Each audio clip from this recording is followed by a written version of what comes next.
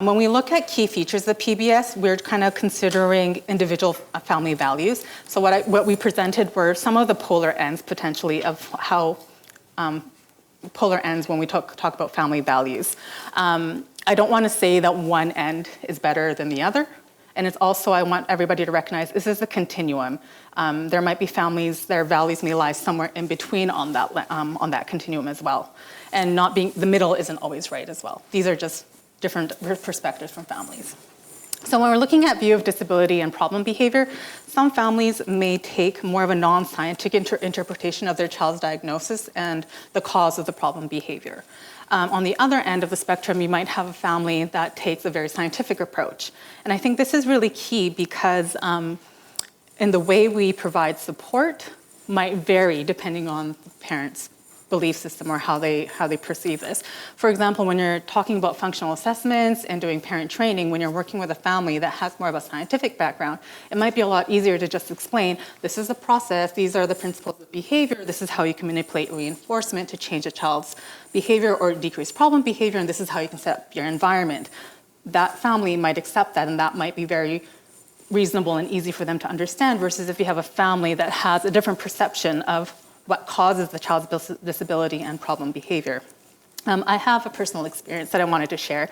It's a very close experience for me, a personal experience for me, but I worked with a specific family as a behavior consultant. For the service model in BC, we have a model, we're quite lucky, we're able to provide services during a long-term process, instead of just coming in to do a few months of PBS work. Often we work with families for a couple of years.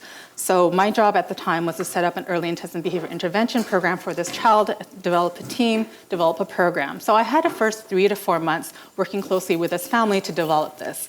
And I was able to use that time to build rapport with the family, specifically with the mother. And during this process, I learned that this family had a very deep-rooted faith, and that was really important for the family, and that was that was one of the core values that they had as a family. Through various conversations, I knew that they went to prayer on the weekends. And on numerous occasions, Mom noted that she said, I pray for both of my daughters, especially the younger one. She needs more help. I pray that she's going to be able to overcome these challenges and that her problem behaviors will go away. And so this is what she had disclosed to me. In the 3rd or 4th months of working with the family, we decided to start implementing a PBS plan around a morning routine, especially transitions. Those were incredibly hard for this daughter. We went through the full process. We did the functional assessment. We did a lot of parent training. And immediately, still right before implementation started, that was after the weekend, and on that Friday, I was having a meeting with the family, going through the final stages, and I can still see in that mom's face, she was unsure. She wasn't sure if this was going to be working, if this would work, and if this will be effective, and I could see that nervousness in her face. And I had a pretty good rapport with her, so as I was leaving, I said to Mom, I would really appreciate it if you would keep us in your prayers and to pray that the PBS strategy will be really successful on Monday. And at that moment, her eyes lit up, her face lit up, and I knew I made a connection with her. And coming Monday, she did it. She did an awesome job. She was confident, and it was very successful. And that was a very important learning experience for me, especially around supporting with humility. As a professional, you hope when you walk into a situation that you have the tools and the knowledge to help a family. You have the good skills to be able to train well, to develop and put hard work into developing a good PBS plan. And you hope that that in itself would be enough to provide confidence for that family and for that family to feel, yes, this support plan is going to be effective. But in this case, I wasn't able to provide that, even though I tried very hard. And not to say that it's not important to do all of that process. Of course it is. It is. But I learned that in this case, her faith was what was going to give her that. And that was an experience that I had, and it was a very humbling experience, and that taught me a lot. And from that point too, another great part was that we had a pretty good working relationship prior to that, but with that simple conversation, that brief conversation, I feel like that interaction and the level of trust between Mom and I went to a very different level. And then she felt much more comfortable disclosing things that I wouldn't have known. So I went on a bit of a limb, and I had that conversation with her, and I learned a lot.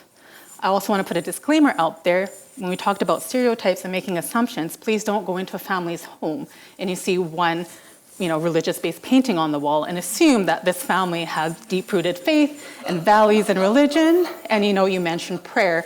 Please don't do that. You can damage a relationship very quickly if you do that. But for me, with that 3 to 4 months of building and establishing a rapport with a mom and her letting me know that that was very important, I felt very safe and comfortable to say, can you keep us in your prayers? And it did wonders for us. So that was a personal experience that I had. Mm-hmm. Okay. I was going to share an example as well. I was working with a family who had immigrated here from Vietnam not too long ago, and Dad was the main caregiver.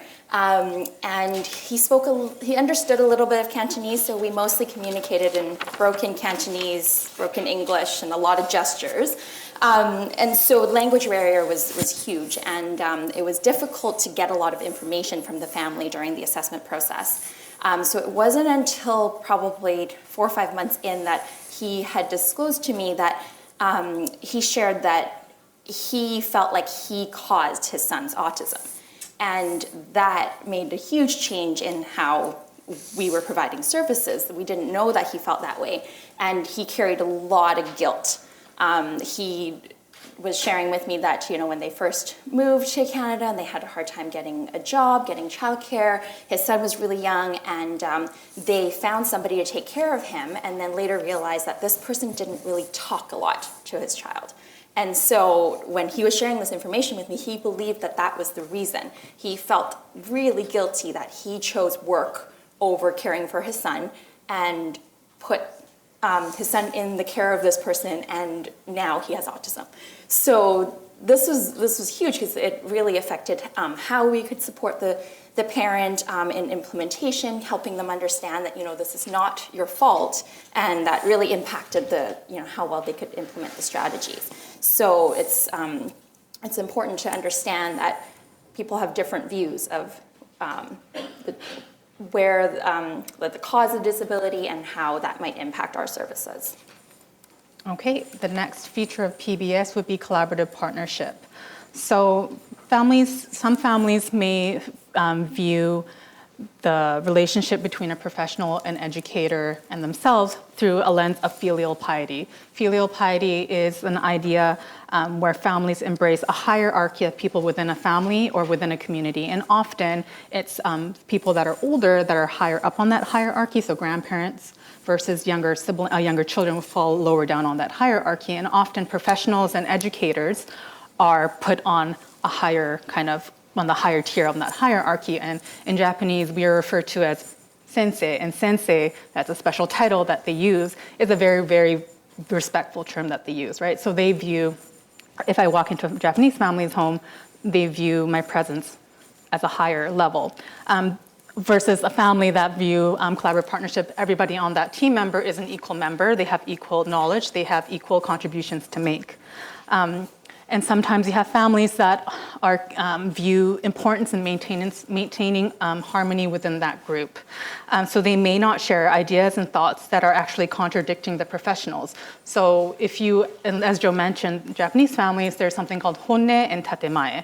So until you develop a rapport, they may not feel comfortable saying, actually, that's not what we're looking for. Actually, that strategy is not going to work with me because that doesn't fit within my routine. Versus a family that has and feel comfortable with a very assertive way of communication where they feel comfortable providing that information off the get-go. So Japanese families, for example, that I work with often, high sense of filial piety and high sense of maintaining harmony. Therefore, until you develop that rapport, you may not get all the meaningful information through a functional assessment process because they won't disclose that information to you. Versus Parp's mentioning a lot of the South Asian families that she has encountered and supported, they have a high sense of filial piety, but they actually have a very assertive kind of way of communicating. So they have high regards to professionals and educators, but they will feel comfortable saying, that's not going to work for me, that's not going to fly. So having that awareness, I think, walking into a different family's home will be very helpful. Mm-hmm. It's really then up to us to read the situation, know that a parent might not speak up, and be able to ask the right questions and know if, not just assume that they're telling us what they really mean. I I'm working with a family who, I guess we're a month and a half into school year now, and the family is really unhappy with how things are going at school, to the point where the mom shared with me that she's thinking about pulling the child out of the school. But when I asked if she shared any of this information with the school, she said, no, they haven't asked me.